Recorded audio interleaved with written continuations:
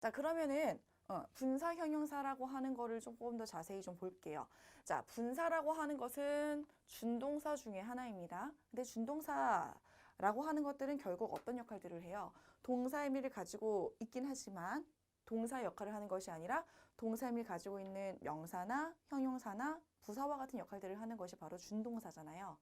자, 그럼 준동사 중에 이제 한 가지 종류인 분사라고 하는 것은 동사의 의미와 특징을 가진 형용사. 그래서 분사는 형용사다. 분사는 형용사다라는 이야기를 제가 여러 번 했죠. 그래서 결국 분사는 형용사라고 볼 수 있겠구나. 가장 이제 분사가 하는 대표적인 역할입니다. 자, 종류는 과거 분사하고 현재 분사가 있죠. 형태는 이제 본다면 현재 분사 그리고 동사 뒤에다가 ed를 붙인 형태가 이제 가장 많기는 해요. 다 그렇진 않지만 과거 분사의 어떤 대표적인 형태로 이제 동사 뒤에 ed 이렇게 쓰기도 하고요. 혹은 그냥 아예 과거 분사를 지칭 표현하는 pp 이렇게 적기도 하죠. 이니셜입니다. 자, 과거 분사 동사의 과거 시제하고 과거 분사는 뭔지 알죠? 동사의 3단 변화 중에서 과거 동사 그리고 과거 분사는 두 번째, 세 번째에 해당하는 그 동사들을 얘기하는 것인데 과거 시제는 어쨌든 동사야. 과거 분사는 동사가 아닌 거죠. 형태가 다른 경우도 있어요. 그렇죠? 3단 변화의 형태가 뭐 아예 셋 다 달라지는 경우도 있고 그렇죠? 뭐 그렇게 A, B, A, B, C 이런 경우 같은 경우는 이런 변화의 이제 어떤 그런 형태의 그런 3단 변화를 거치는 동사들의 경우는 그때는 과거 동사, 과거 분사의 모양이 서로 다를 수밖에. 그러나 대부분은 대다수는 이렇게 동사에다가 ed, 끝에다가 ed를 붙인 형태로 과거 동사, 과거 분사의 모양이 동일한 경우가 가장 많고요. 근데 꼭 ed를 붙이지 않더라도 뭐 샌드의 과거 동사가 센트잖아. 근데 과거 분사도 센트거든요. 이런 식으로 아예 모양이 불규칙하게 아예 바뀌는 이런 경우도 동사하고 분사의 형태가 같은 이런 경우까지 다 합쳐본다면 이게 가장 많긴 해요. 과거 동사, 과거 분사의 형태가 동일한 어떤 그런 경우가 가장 많기는 합니다.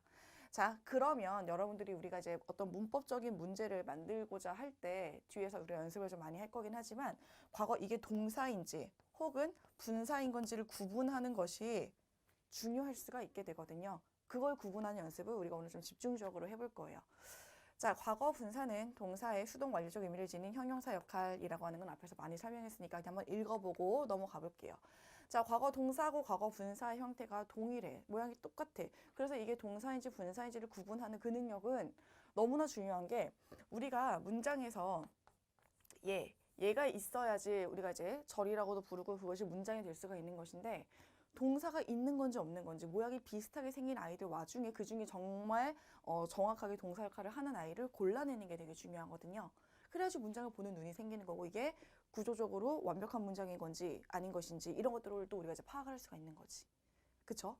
그래서 되게 이제 모양이 똑같은 경우에 구분하는 게 너무나 중요할 수가 있겠는데 자, 기본적으로 한번 해볼게요. He damaged my reputation 이라고 하는 하나, 둘, 세 개, my reputation은 이렇게 그냥 같이 가는 거니까 한 단어로 묶어서 보면 여기 세 개의 단어, 그쵸? My reputation is damaged 해서 여기도 역시 세 개의 단어 이렇게 하나로 본다고 해서 치면은 둘 다 세 개의 단어로 구성이 되어 있는 문장이라는 걸 알 수 있어요. 이렇게 점점 마침표가 찍혀져 있으니까.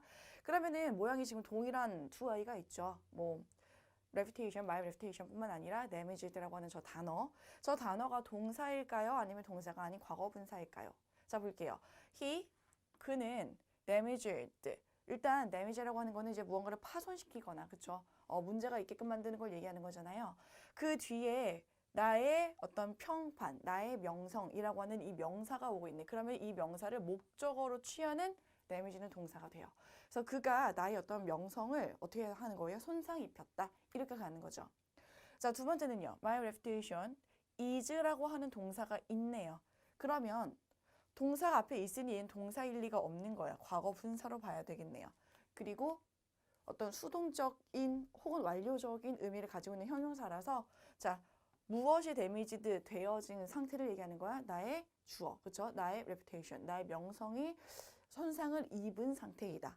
이렇게 보어 자리에서 주어를 설명하는 역할을 하죠. 자, 그래서 첫 번째 문장에서 damage는 동사지만 두 번째 예시에서는요, 과거 분사인 것이고요. 똑같은 damage의 뜻이지만 위치로 구분을 한다라고 하는 것보다는 사실 어차피 분사는 형용사인 거기 때문에 꾸미고자 하는 애가 어디 있는지에 따라서 자리의 위치는 되게 자유로워질 수가 있거든요. 다양한 위치에 들어갈 수가 있어요. 그러니까 정확하게 구분하기 위한 한 가지 팁을 드리자면 damage드 뒤에 뭐가 있냐 없냐를 봐. 목적어가 있냐 없냐를 보는 거예요. 그래서 여기다 쓸게요. 우리 과거 동사고 과거 분사. 여기서 한 가지 전제 조건은요. 타동사의 과거 분사냐 과거 동사냐 이걸 구분하는 경우를 얘기하는 거예요. 자, 타동사라 하면 반드시 뒤에는 목적어가 필요하다는 걸 알죠. 동사라면. 자, 그래서 그 목적어가 있나 없나 이 목적어의 유무로 있으면은 동사 없으면 분사. 목적어의 유무로 동사인지 분사인지를 구분해 준다라고 정리해 주시면 되겠습니다. 자, 여기 여러분들이 조금 헷갈릴 수도 있을까 싶어서 방금 전에 이 두 개의 문장에 대한 정리예요. 자, 영어에는요. 은는이가 을를 이런 것 같은 조사 우리말엔 조사가 있잖아요. 그래서 조사의 사용이 어색한 경우 이제 우리말을 배우시는 분들 같은 경우는 조사의 사용이 좀 어색해질 수가 있어요. 그렇죠? 근데 이제 우리말에는 조사가 있지만 영어에는 조사가 없어요. 그냥 단어를 위치에다가 잘 배열시키는 이 어순이 중요하단 말이죠. 그래서 똑같은 단어라고 같은 어휘라고 해도 이게 문장 내 어디에 따라서요? 위치에 따라서 그렇죠? 그 기능이 서로 달라지기도 한다라고 하는 거예요.